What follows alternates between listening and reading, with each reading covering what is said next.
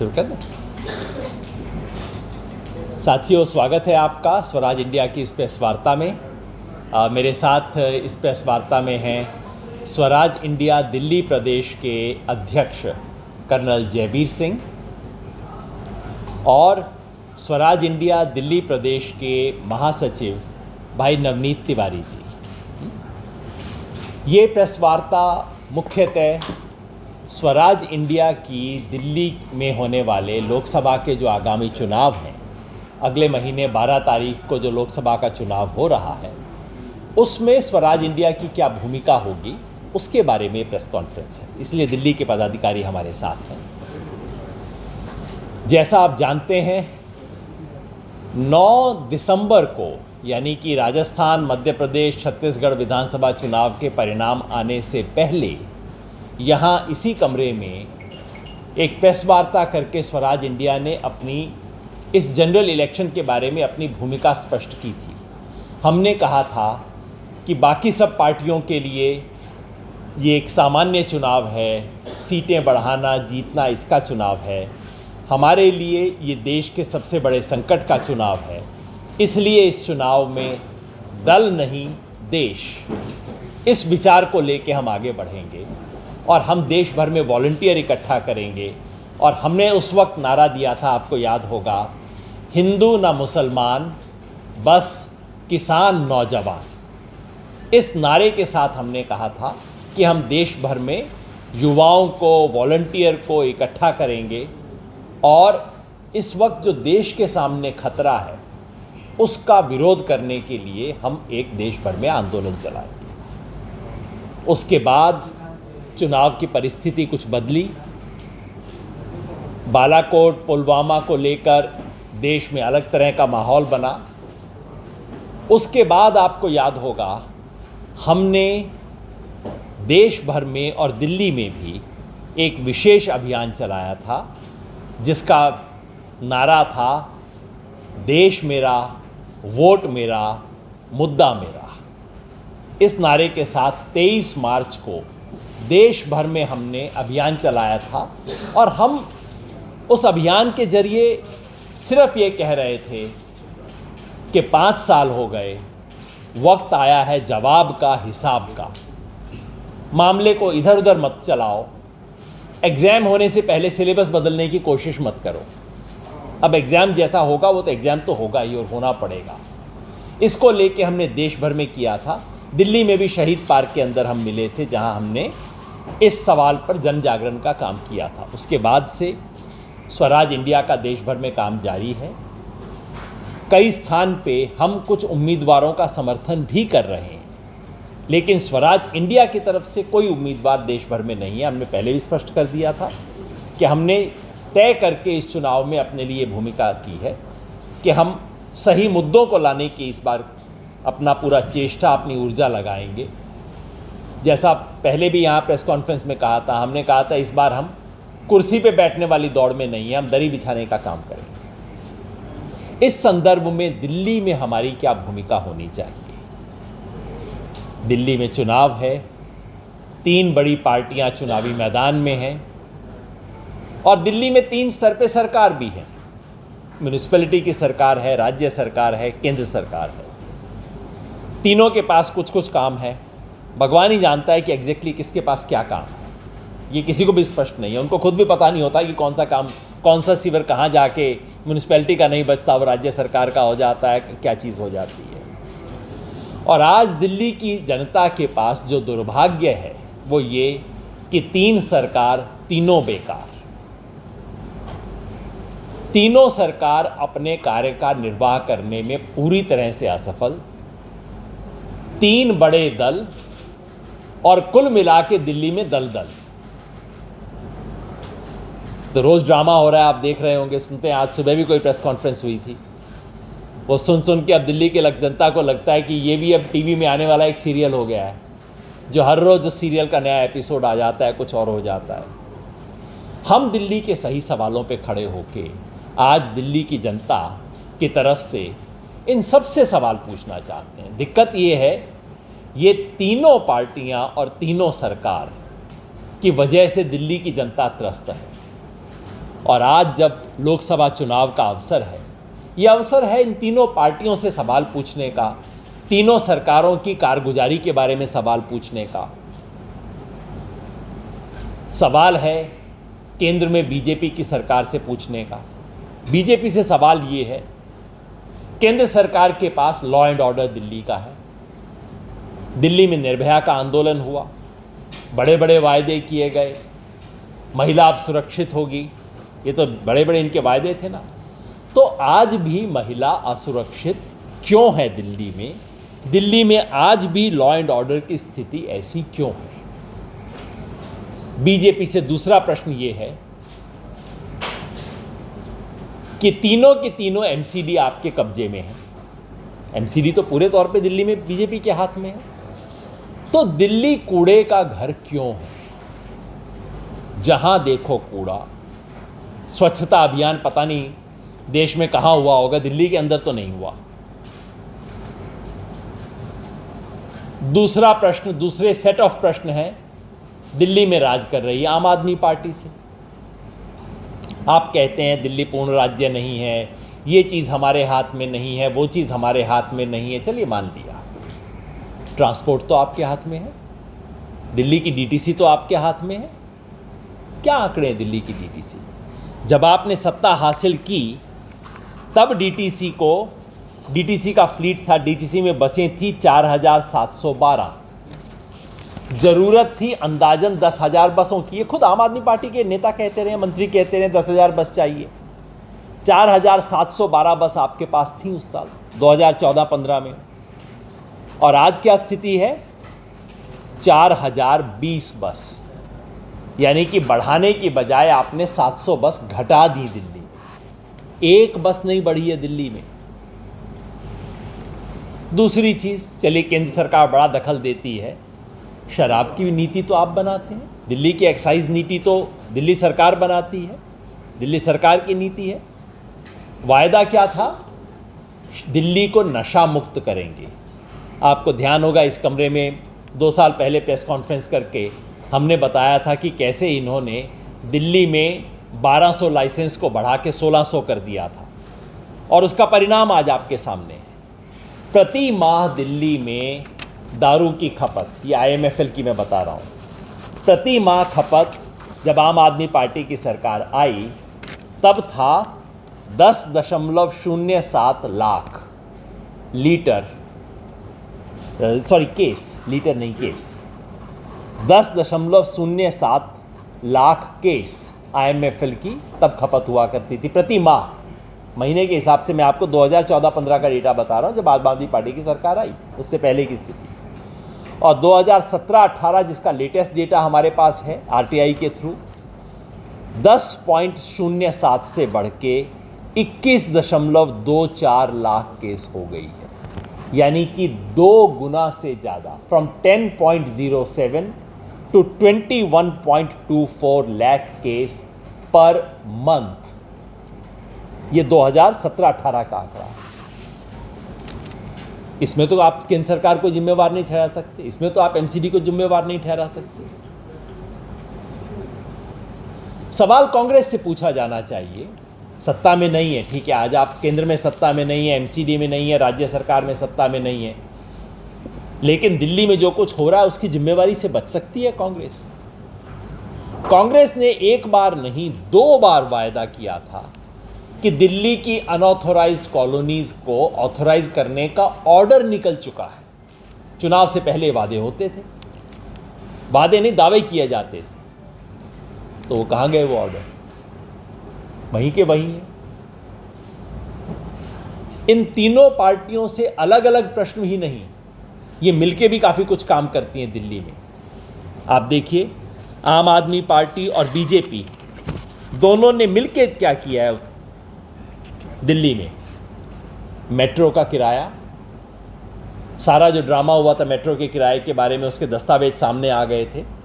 हकीकत ये है कि दोनों की मिली भगत थी, दोनों एक दूसरे पे डाल रहे थे। मीटिंग के अंदर दोनों उपस्थित थे, दोनों के प्रतिनिधि वहाँ पे थे, जबकि मेट्रो का किराया बढ़ाया गया। मेट्रो का किराया लगभग डबल हो गया है दिल्ली के अंदर। कोई इसका जवाब देने को तैयार नहीं है कि क्यों स्थिति आई है। प्रदूषण, दिल्ली में पॉल्यूशन की जो समस्या है उस पे फिर दोनों की जिम्मेवारी बनती थी। कोर्ट के ऑर्डर दोनों पे लागू होने चाहिए थे और दोनों ने कोर्ट के ऑर्डर की साफ उल्लंघन करते हुए दिल्ली में प्रदूषण की आज ये स्थिति बनाई है कि हम दुनिया के टॉप 10 सबसे पॉल्यूटेड शहरों में आज जी रहे हैं। कांग्रेस और बीजेपी दोनों से भी सवाल पूछा जाना चाहिए कि जब जब आप सत्ता से बाहर होते हैं तब तब आप कहते हैं कि पूर्ण राज्य के समर्थन में हैं, जैसे ही आप सत्ता में आते हैं आप पूर्ण राज्य के विरुद्ध हो जाते हैं। ये क्या चक्कर है? बीजेपी ने एक बार नहीं, अपने कई मैनिफेस्टो में लिखा था पूर्ण राज्य होना चाहिए, क्यों होना चाहिए। कांग्रेस ने पहले नहीं लिखा, लेकिन 2013 के चुनाव में आते हुए कांग्रेस ने भी लिख दिया। तो सत्ता से बाहर हैं तो पूर्ण राज्य के पक्ष में है, सत्ता के अंदर हैं तो नहीं। जब कर सकते हैं तब नहीं करेंगे, जब नहीं कर सकते तब पक्ष करते हैं। और कांग्रेस और आम आदमी पार्टी दोनों से पूछा जाना चाहिए कि भाई ये चक्कर क्या हो रहा है। पहले दुनिया में ये तो सुनते थे कि मैट्रिमोनियल एड्स जो थे वो अखबारों में दिए जाते थे, अखबारों के जरिए शादियां तो हुआ करती थी। ये अखबारों और मीडिया के जरिए गठबंधन पहली बार हो रहा है देश में कि हर रोज अखबार से खबर आती है, कहते हैं आपस में बात नहीं कर रहे, सिर्फ मीडिया में बात कर रहे हैं। पहली बार देश में हो रहा है। दिल्ली की जनता के साथ किस हद तक का मजाक है। तीनों पार्टियां मिलके दिल्ली की जनता की दुर्दशा के लिए जिम्मेवार हैं। चाहे सीलिंग का सवाल हो कांग्रेस के राज में, बीजेपी के राज में, आम आदमी पार्टी के राज में, वही स्थिति, टाल मटोल एक दूसरे के ऊपर। कॉन्ट्रैक्ट कर्मचारियों की अवस्था तीनों सरकारों के दौरान एक जैसी, और भ्रष्टाचार की अवस्था फिर तीनों सरकार के दौरान। ये देखते हुए दिल्ली में जो मैंने कहा 3 सरकार तीनों बेकार, 3 दल कुल मिला के दलदल दिल्ली में, ऐसी परिस्थिति में हमने बहुत विचार करने के बाद ये फैसला किया है कि दिल्ली में हम किसी भी पार्टी या उम्मीदवार का समर्थन करने की स्थिति में नहीं है। देश में कुल 10-12 जगह पे हम उम्मीदवारों का समर्थन कर रहे हैं, हालांकि हमारा कैंडिडेट कहीं नहीं है, लेकिन कुछ जगह हम पार्टियों का समर्थन कर रहे हैं, कुछ जगह उम्मीदवारों का समर्थन कर रहे हैं। सिक्किम में बाईचुंग भूटिया की जो पार्टी है हमरो सिक्किम, उसका हम समर्थन कर रहे हैं। तमिलनाडु में जो कमल हासन की पार्टी है मक्कल नीति मय्यम, उसका हम समर्थन कर रहे हैं। बाकी जगह पे कुछ सेलेक्ट उम्मीदवारों का समर्थन कर रहे हैं। लेकिन दिल्ली में हम किसी भी एक पार्टी या किसी भी एक दल का समर्थन करने की स्थिति में नहीं हैं। लेकिन लोकतंत्र में हमारी आस्था है। हम ये नहीं कहना चाहते कि चुनाव का बायकॉट करो। चुनाव का बायकॉट करना तो राजनीति और लोकतंत्र का विरोध करना हुआ। इसलिए हमने तय किया है कि चुनाव भारतीय कानून के तहत, भारत के चुनाव आयोग के नियमों के तहत वोटर को जो अंतिम विकल्प होता है, यानी कि नोटा, हम उसका प्रयोग करेंगे। हमारे लिए नोटा का मतलब है कि ये जो पूरा मेन्यू है मुझे पसंद नहीं है। ये जो आप मेन्यू हमें दे रहे हो, इस मेन्यू में मेरे लिए कुछ नहीं है। नोटा को हम इस तरह से समझते हैं। नोटा का मतलब ये नहीं कि सब पार्टियां खराब हैं, कुछ नहीं करेंगे, राजनीति विरोध, लोकतंत्र विरोध नहीं। हम नोटा को समझते हैं नो टिल एन ऑल्टरनेटिव। विकल्प का इंतजार है, विकल्प बना रहे हैं। जब तक विकल्प नहीं बनता तब तक हम नो कह रहे हैं। इसके वास्ते हमने पूरे दिल्ली में अभियान शुरू किया है। ये पर्चा लेके पूरे दिल्ली में हमारे कार्यकर्ता जा रहे हैं। इस पर्चे की प्रति अभी आपको मैं वितरित कर दूंगा। जो हमारा बेसिक मैसेज है, जो मैंने बात कही है, वो सब इसमें है। इस पर्चे को लेके हम पूरे दिल्ली में जा रहे हैं। जी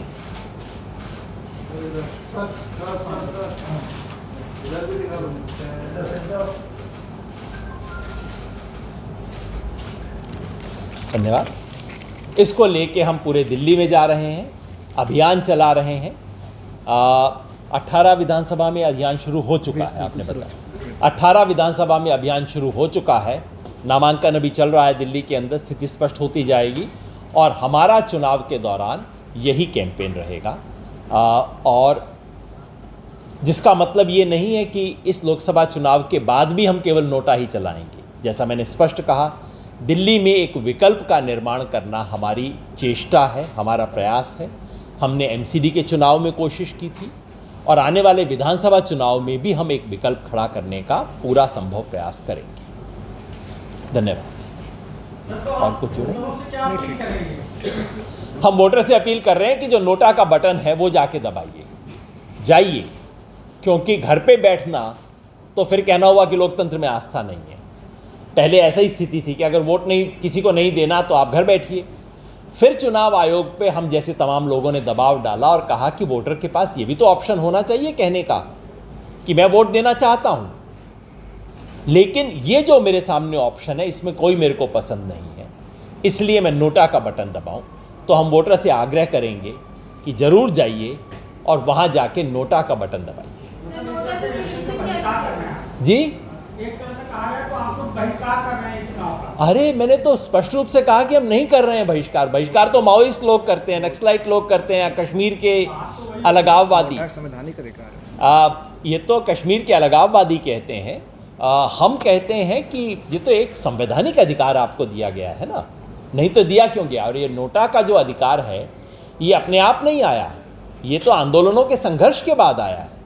आंदोलनों ने संघर्ष किया, ये मांग की कि हमें जिन्हें लोकतंत्र में विश्वास है, जो बहिष्कार नहीं करना चाहते हैं, उन लोगों के पास एक विकल्प तो होना चाहिए ना, जिसमें हम कह सकें कि मेरे को ये कैंडिडेट पसंद नहीं है, हम उसका इस्तेमाल करेंगे। जैसा मैंने कहा ये हमारा पहला विकल्प नहीं है, ये हमारे लिए अंतिम विकल्प है। लेकिन क्या करें, ये जो ड्रामा देख देख के दिल्ली में जो परिस्थिति है और ये जो पिछले कुछ समय से ड्रामा दिल्ली में चल रहा है, उसके बाद एक ही विकल्प बचता है जिसका हम इस्तेमाल कर रहे हैं। सर, आप किसी पॉलिटिकल पार्टी का सपोर्ट कर रहे होते हैं तो आप उनसे उनकी जवाबदेही ठहरा सकते थे कि हमने आपको सपोर्ट किया है, इसलिए आप हमें इन सवालों के जवाब दीजिए। जब आप नोटा को सपोर्ट कर रहे हैं, यानी नो चलन अल्टरनेटिव की बात कर रहे हैं, तो अब आपके पास पार्टी से सवाल करने का कोई ऑप्शन नहीं बचता है। तो अगले 5 वर्षों में जब भी कोई पॉलिटिकल पार्टी दिल्ली में जीत कर आएगी तो उनसे आप किस प्रकार के सवाल सामने रखेंगे और जनता को कैसे मोटिवेट करेंगे अपनी ओर मायल करने के लिए? मैं आपकी बात से सहमत नहीं हूं, क्योंकि इस देश के किसी भी नागरिक को अधिकार है सरकार से जवाब मांगने का। मैं अगर कहूं मोदी जी से कि मैंने आपको वोट नहीं दिया था, जो सच बात है, मैंने आपको वोट नहीं दिया था लेकिन आप मेरे प्रधानमंत्री हो, जवाब दो। बिल्कुल, मुझे किसी से जवाब मांगने के लिए ये कहने की कोई ज़रूरत नहीं है कि मैंने वोट डाला भी था कि नहीं और आपके लिए डाला था कि नहीं, बिल्कुल नहीं। As an individual Yogendra Yadav ये सवाल पूछ सकते हैं, लेकिन एज स्वराज इंडिया के सुप्रीमो क्या आप ये सवाल कर सकते हैं? जी बिल्कुल। मैंने तो जैसे बताया 2014 में हमने बीजेपी के खिलाफ कैंपेन किया था, मैंने तो चुनाव लड़ा था। उसके बाद भी मैं पार्टी के तौर पे क्यों नहीं जवाब मांगूंगा, क्योंकि जो प्रधानमंत्री है पूरे देश का प्रधानमंत्री है, एमपी बनेगा पूरे प्रदेश का एमपी बनेगा। हर व्यक्ति को अधिकार है पूछने का, जवाब दो, हिसाब दो, बिल्कुल है। और हम तो ये भी कहेंगे कि हम चाहते हैं कि हम नोटा की स्थिति में ना रहें। आप ऐसा कुछ करो तो जिससे नोटा की स्थिति से बाहर आए। कुल मिला के स्वराज इंडिया का मैनिफेस्टो का एक सूत्रीय कार्यक्रम है, no children and alternative, right? Delhi प्रदेश में, ये जैसे मैंने कहा पूरे देश में नहीं है, जहां हमें थोड़ा भी बेहतर कोई मिल रहा है, क्योंकि हमारी बिल्कुल स्पष्ट धारणा है भारतीय जनता पार्टी की सरकार इस समय देश के लिए खतरा है, लेकिन महागठबंधन में हमें भरोसा नहीं है।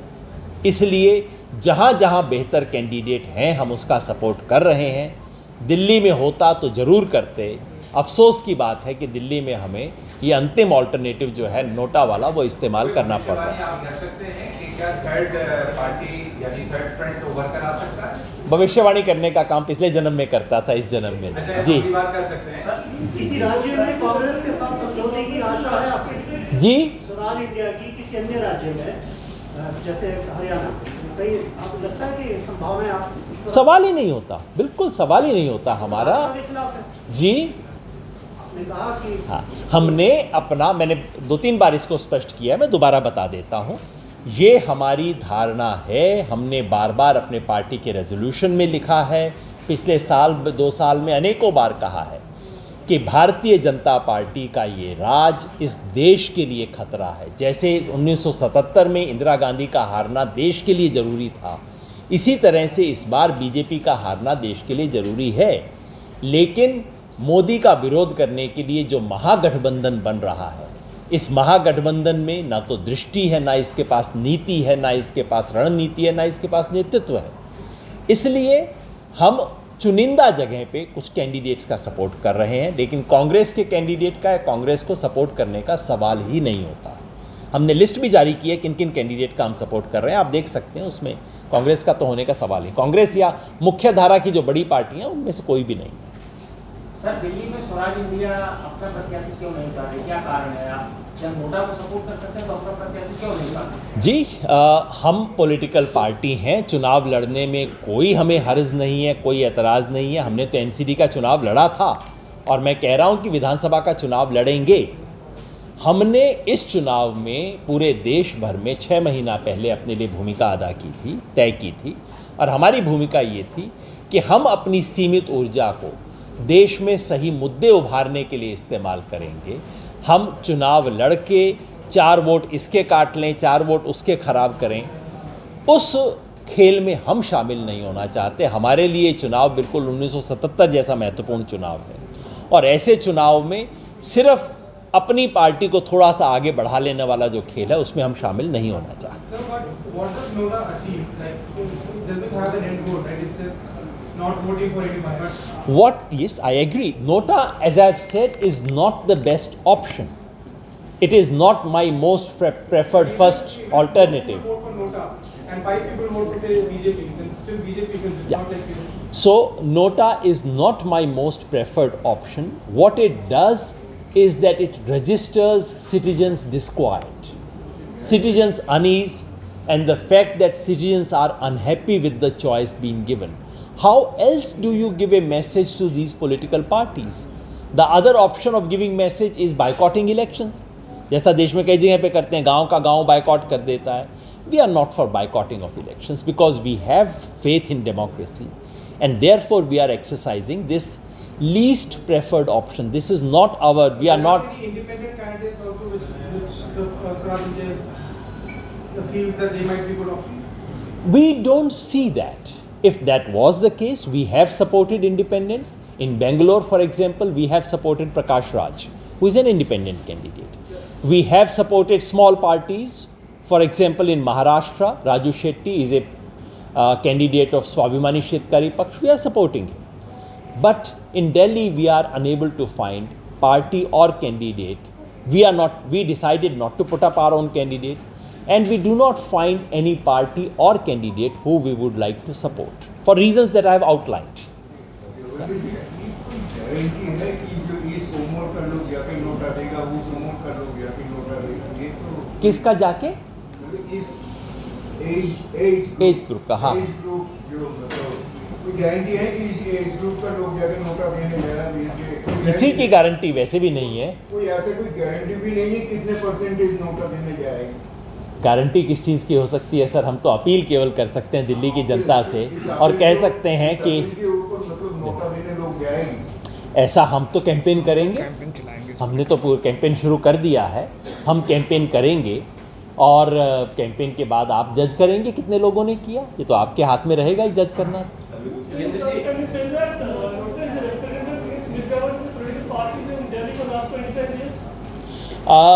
Nota, we would like, yeah, it is for me, Nota is a mandate against all the major political parties of Delhi. And how, yeah, referendum is a different term, but referendum would be if the option was, there were only 2 options. Do you like the political parties of India? Do you not?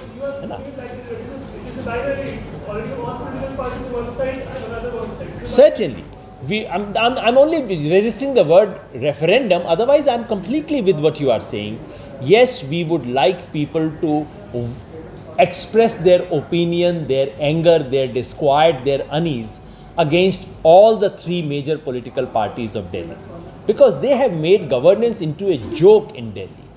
Ordinary person in Delhi feels so helpless for even basic things, and for reasons that I have outlined. I've talked about transport, I've talked about liquor, I've talked about cleanliness, about environment, about land, about slums. All these issues, there is such a terrible neglect.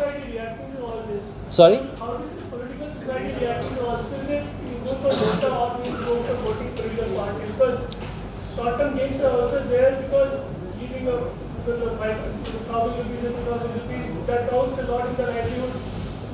So I understand. I completely understand what you are saying. Because they are the persons who vote the open democratic officers and all that.